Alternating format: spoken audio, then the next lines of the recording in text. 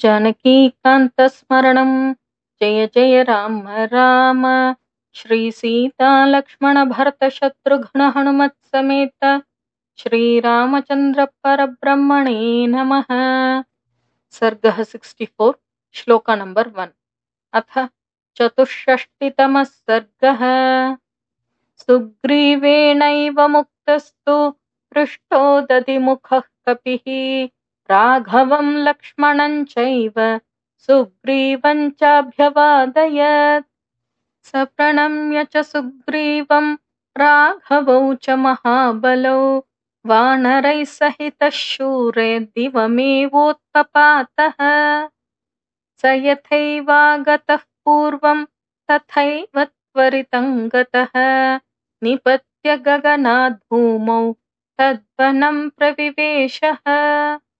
स प्रवृष्टो मधुवनं ददर्श हरियूथपान् विमदानुद्धतान् सर्वान् मेहमानान् मधुदकम्।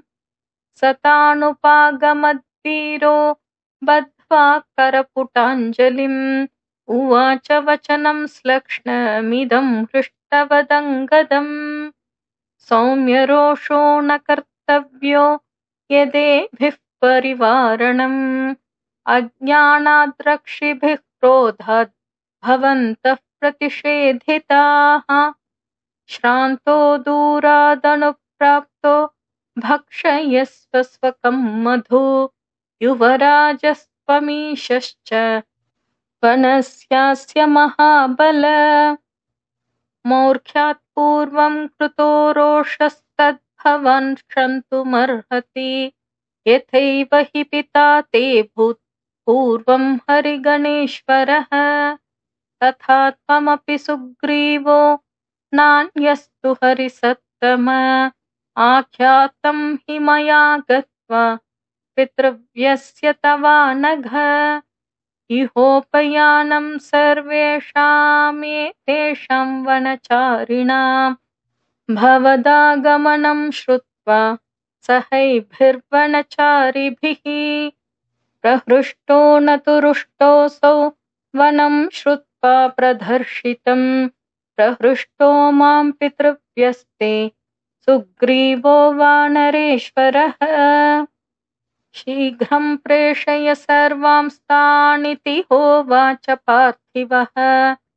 श्रुत्वा दधिमुखस्यैतद्वचनं श्लक्ष्णमङ्गदः अब्रवीत्तान् हरिश्रेष्ठो वाक्यं वाक्यविशारदः। शङ्के श्रुतोऽयं वृत्तान्तो रामेण हरियूथपाः अयं च हर्षादाख्याति तेन जानामि हेतुना तत्क्षमं नेह न स्थातुं कृते कार्ये परन्तपाः। पीत्वा मधु यथा कामं विक्रान्ता वनचारिणः किं शेषं गमनं तत्र सुग्रीवो यत्र वानरः। सर्वे यथा मां वक्ष्यन्ति समेत्य हरिपुङ्गवाः तथास्मि कर्ता कर्तव्ये भवद्भिः परवानहम्। नाज्ञापयितुमीशोऽहं युवराजोऽस्मि यद्यपि अयुक्तं कृतकर्माणो यूयं दर्शयितुं बलात्। ब्रुवतश्चाङ्गदस्यैवं श्रुत्वा वचनमुत्तमं प्रहृष्टमनसो वाक्यमिदमूचुर्वणौकसः। एवं वक्ष्यति को राजन् प्रभुः सन् वानरर्षभ ऐश्वर्यमदमत्तो हि सर्वोऽहमिति मन्यते। तव चेदं सुसदृशं वाक्यं नान्यस्य कस्यचित् सन्नतिर्हि तवाख्याति भविष्यच्छुभयोग्यताम्। सर्वे वयमपि प्राप्तस्तत्र गन्तुं कृतक्षणाः स यत्र हरिवीराणां सुग्रीवः पतिरव्ययः। त्वया ह्यनुक्तैर्हरिभिर्नैव शक्यं पदात् पदम् क्वचिद्गन्तुं हरिश्रेष्ठ ब्रूमः सत्यमिदं तु ते। एवं तु वदतां तेषामङ्गदः प्रत्यभाषत। साधु गच्छाम इत्युक्त्वा खमुत्पेतुर्महाबलाः। उत्पतन्तमनुत्पेतुः सर्वे ते हरियूथपाः। कृत्वाकाशं निराकाशं यन्त्रोत्क्षिप्ता इवोपलाः। अङ्गदं पुरतः कृत्वा हनूमन्तं च वानरं तेम्बरं सहसोत्पत्य वेगवन्तः प्लवङ्गमाः।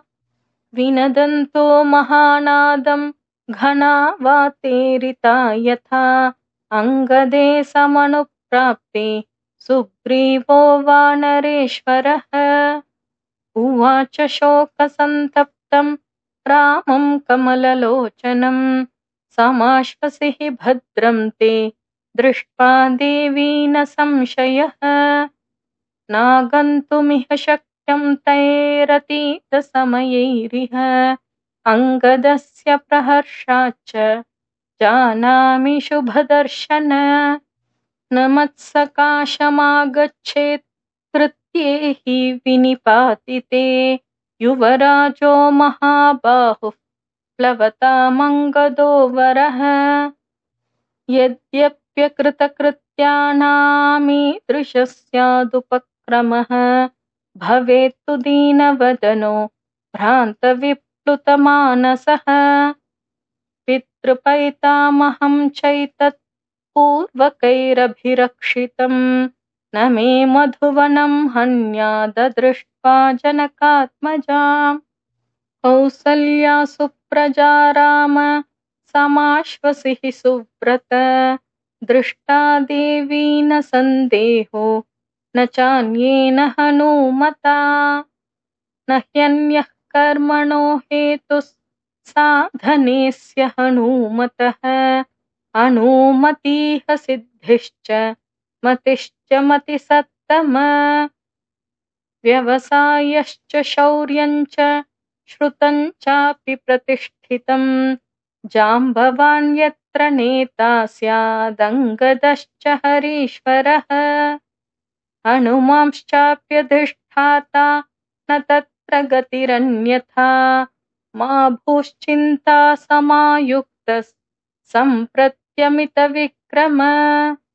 यदा हि दर्पितोदग्रास् सङ्गतः काननौकसः नैषामकृतकार्याणामीदृशः स्यादुपक्रमः।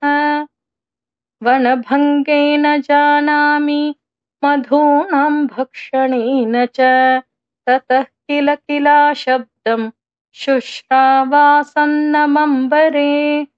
हनूमत्कर्मदृप्तानां नदतां काननौकसां किष्किन्धामुपयातानां सिद्धिं कथयतामिव। ततः श्रुत्वा निनादं तं कपीनां कपिसत्तमः आयताञ्चितलाङ्गूलसोऽभवद्धृष्टमानसः। आजग्मुस्तेऽपि हरयो रामदर्शनकाङ्क्षिणः अङ्गदं पुरतः कृत्वा हनूमन्तं च वानरम्। तेऽङ्गदप्रमुखा वीराः प्रहृष्टाश्च मुदान्विताः निपेतुर्हरिराजस्य समीपे राघवस्य च। हनूमांश्च महाबाहुः प्रणम्य शिरसा ततः नियतामक्षतां देवीं राघवाय न्यवेदयत्। दृष्टा देवीति हनुमद्वदनादमृतोपमम् आकर्ण्यवचनं रामो हर्षमापसलक्ष्मणः। निश्चितार्थं ततस्तस्मिन् सुग्रीवं पवनात्मजे लक्ष्मणः प्रीतिमान् प्रीतं बहुमानादवैक्षत। प्रीत्या च परयोपेतो राघवः परवीरः बहुमानेन महता हनूमन्तमवेक्षत। इत्यार्षे श्रीमद् रामायणे वाल्मीकीये आदिकाव्ये सुन्दरकाण्डे 64तमः सर्गः। जानकीकान्तस्मरणम्। जय जय राम राम।